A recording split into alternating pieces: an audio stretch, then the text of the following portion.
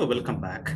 In this segment, I wanted to solve this interesting problem where you are given a piece of C code and the corresponding assembly code. The C code is incomplete, as you can see. We have to fill up the blanks essentially, or select from the answers they gave us. Consider the following C code, which is incomplete, and the assembly code fragment. Our goal is to make use of the assembly code and fill up the blanks. Okay. So we don't know what value is assigned to I, what value is assigned to sum. We need to find out what is this expression, what are they comparing against, and what is this. All of these things we need to select. Okay. Okay, so it's not immediate. You cannot just say the first statement is corresponding to the first line of assembly code. We cannot say immediately. Okay, we need to skim through it, and then only we can find out which one corresponds to the assembly code. Okay, so we do have two local variables, I and sum. Usually local variables are referred using EBB minus 4, minus 8, and so on. So we can see there are two possibilities for I. I can be 1 or I can be 0. We don't know yet. Okay, then let's continue. We are jumping to the location in hex 20, which is this location. And we are doing a comparison between EBB minus 8 and A. Okay, now we can go back to the code.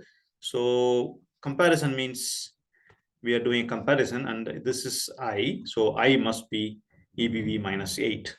Okay, so EBB minus 8 is I, therefore I is 1. Okay, so we can put I to be 1 here. And naturally, we ruled out the local variable first one, so the second one must be 0 because of the statement.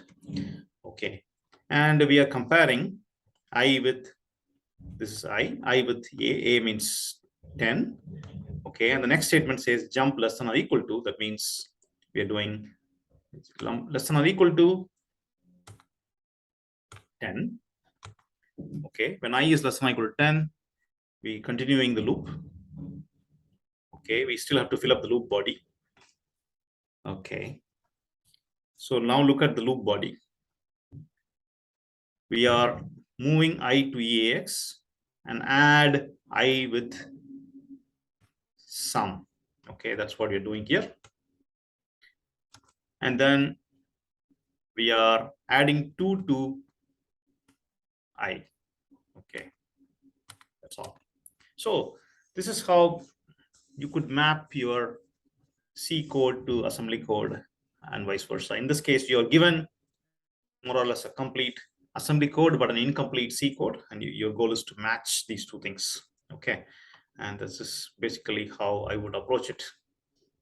Okay, sometimes it's helpful also to write it on the side. Okay, you could say, for example, you could say this is I equal to 1. This is sum.